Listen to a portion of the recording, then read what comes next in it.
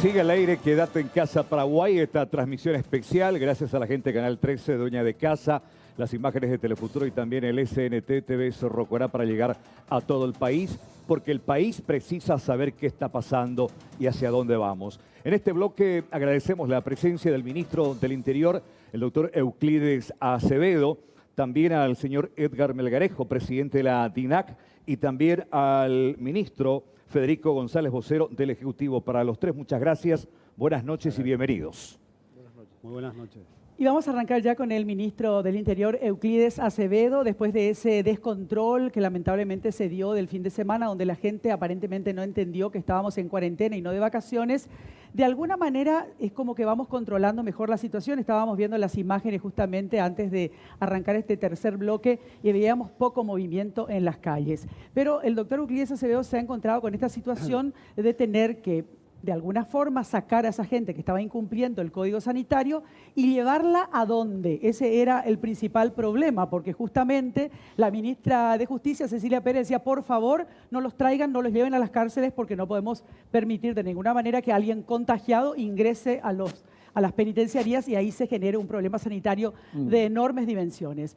Ahí estaba el problema, ministro, ¿me equivoco, no? ¿Qué hacer con estas personas que estaban incumpliendo con este código sanitario y no estaban respetando la cuarentena?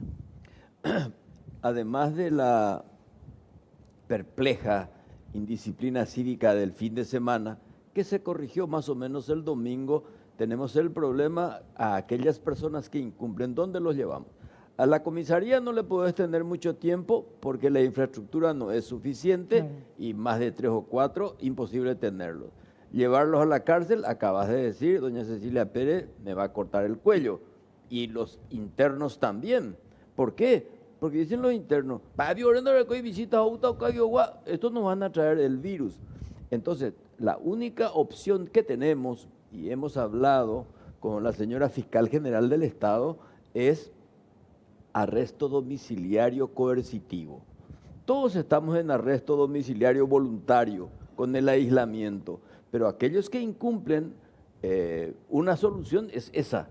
Hay miles de propuestas, un poco desatinadas algunas, pero hoy día básicamente es esa la solución inmediata, lo cual supone que a partir de ahora tenemos que también revisar todo nuestro sistema penitenciario y obviamente también el sistema de nuestras comisarías que son del siglo pasado.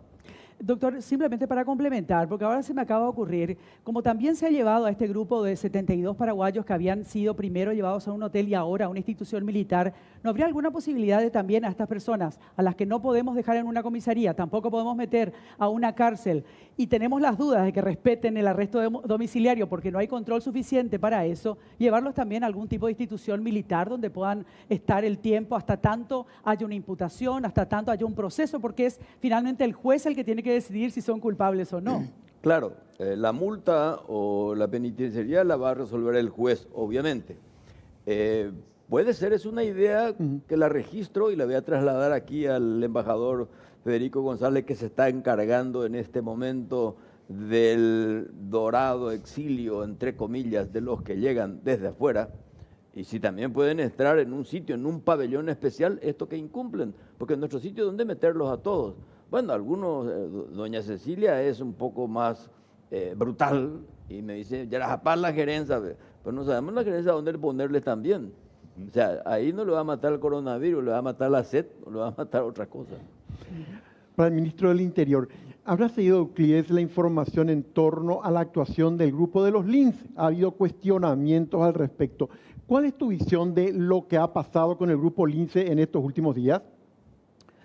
Bueno, esta pestilente pandemia del coronavirus produce un montón de fenómenos que tienen que ser constantemente revisados. Todo el mundo está fascinado con lince, es una joya de la policía, todo el mundo pide, yo estoy cansadísimo de no poder satisfacer expectativas de gente que pide el lince, el lince. Bueno, en estos días hubo un exceso, no abuso precisamente, y los excesos no están permitidos. Y le habrán escuchado ustedes al jefe de los lince no solamente pedir disculpas, sino que ha sometido a sumario a quienes han caído en ese despropósito de la labor policial, que siempre es una labor ingrata. no siempre es comprendida, pero creo que con el tiempo, y vamos a revisar también el sistema de entrenamiento, es muy difícil ser educado, ser cordial y al mismo tiempo ser firme. Vos que viviste en España sabés cómo se comporta la policía española, la Guardia Civil es hija de puta cuando quiere, ¿verdad? Pero nosotros queremos que nuestra policía sea del pueblo, por el pueblo, para el pueblo. La policía de la gente, mezclarse con la gente, entender sus urgencias, y ese es un proceso. Y también estamos aprendiendo ahora cómo comportarse con aquellos que se desubican. Es muy difícil tratar con dulzura al que se comporta mal, es muy complejo. Pero, repito, no con dulzura, pero tampoco con humillación, Euclides. ¿Cómo? No con dulzura, pero tampoco con humillación, porque Claro, el payasito no se lo hicieron hacer a otras personas que también incumplieron la cuarentena. Y puede me reservo ser. los nombres Yo conozco hoy. el tema de los payasitos, porque el que incumplió, atendé bien, Sí. el que incumplió la cuarentena le dijo, señor Lince, tallaponan de 2 o 3 payasitos a se perdona. Y el otro cayó en la trampa y le dijo, bueno, haga el payasito, le prometo, señor Lince, que, o sea, parece como grotesco, Es. de mal gusto. Y eso hay que evitar. Finalmente, aún el delincuente tiene su dignidad.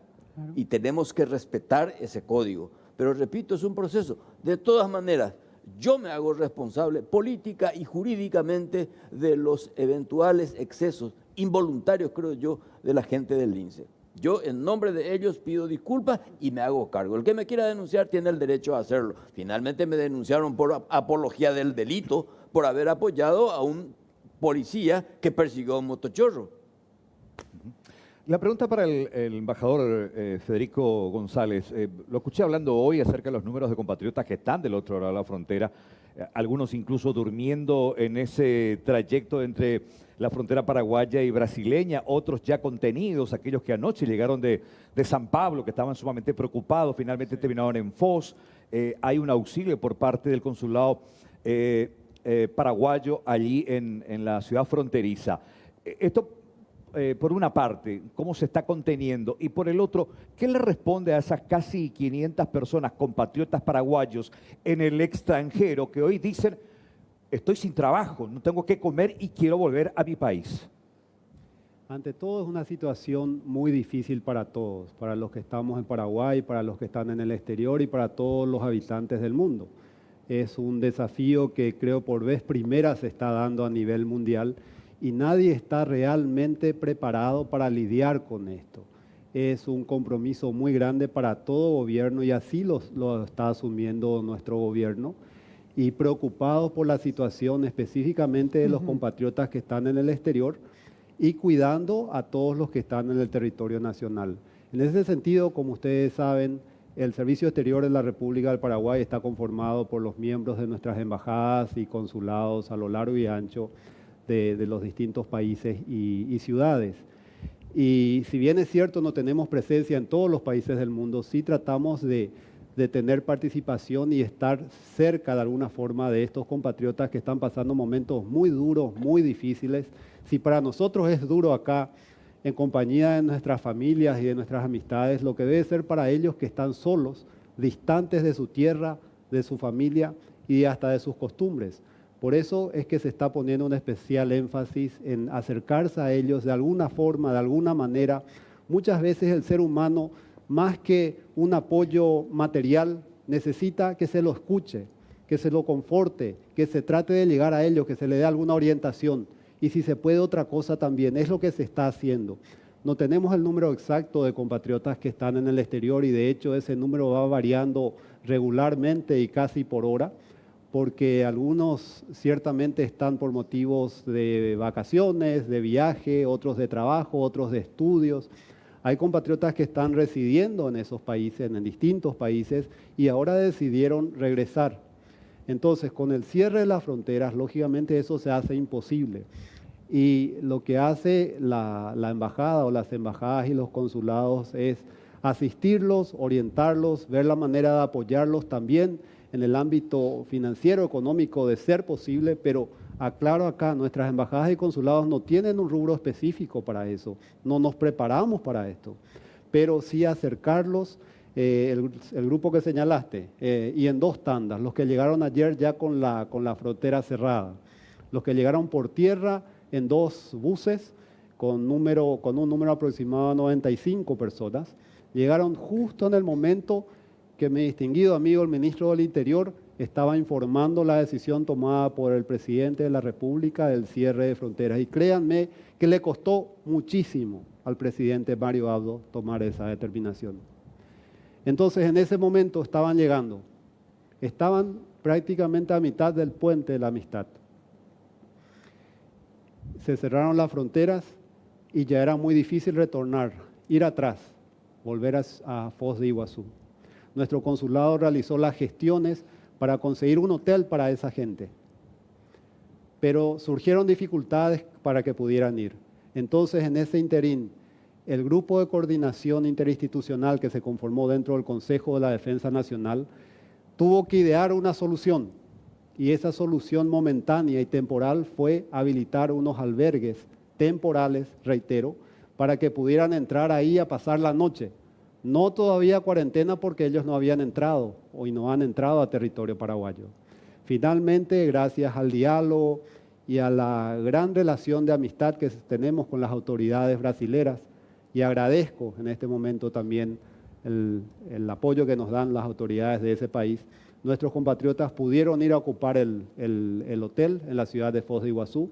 A la noche llegó un vuelo desde San Paulo y ese grupo también fue a otro hotel, por lo tanto están en esa ciudad. Y un grupo que decidió no ir de vuelta a Foz de Iguazú está en estos albergues temporales, esperando la apertura de la frontera de modo que puedan entrar a nuestro país y a partir de ese momento iniciar el cumplimiento de la cuarentena. Al doctor Eder Melgarejo, titular de DINAC, para que la gente se recuerde, están suspendidos los vuelos comerciales y privados con el exterior. ¿Qué pasa al respecto y qué pasa con los vuelos internos? Bueno, no con el exterior, del exterior. Del exterior. Sí, porque eventualmente podrían haber vuelos que partan de Asunción, por ejemplo, vuelos humanitarios, de salud, de auxilio.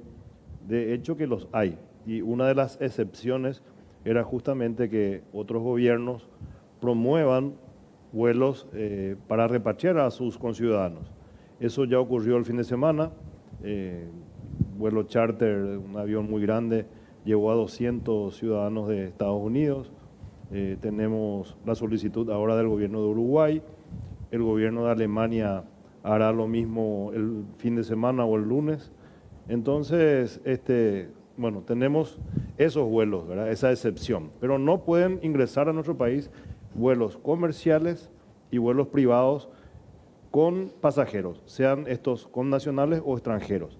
Y los vuelos internos no están restringidos, de hecho que el avión no es un transporte público ni donde haya una aglomeración, entonces, y eso también es uno de los factores de movimiento de nuestra economía, así que no están restringidos.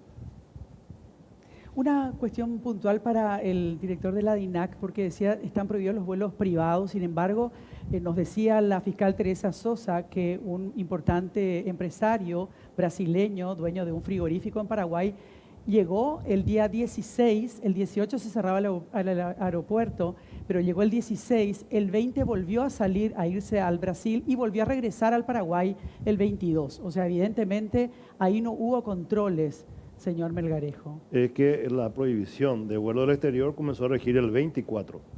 ¿Y no era el 18? No. Nosotros en diversos estadios fuimos tomando decisiones. El día 12 suspendimos los vuelos a Europa en forma directa. El día 16 prohibimos el ingreso de extranjeros no radicados en el país. Y el día 23 de noche, saliendo del Palacio de Gobierno, fui a mi oficina y tomamos la decisión, conforme a la decisión del Gobierno Nacional, de generar esta restricción de vuelos a partir de las 00 del día 24. O sea que la fiscal no hubo una violación de este señor. Ok. Ahora sí están totalmente prohibidos entonces. Están totalmente prohibidos desde el día 24 hasta el 12 de abril. Al doctor Euclides hace... Sí, por favor, Carlitos. No, adelante.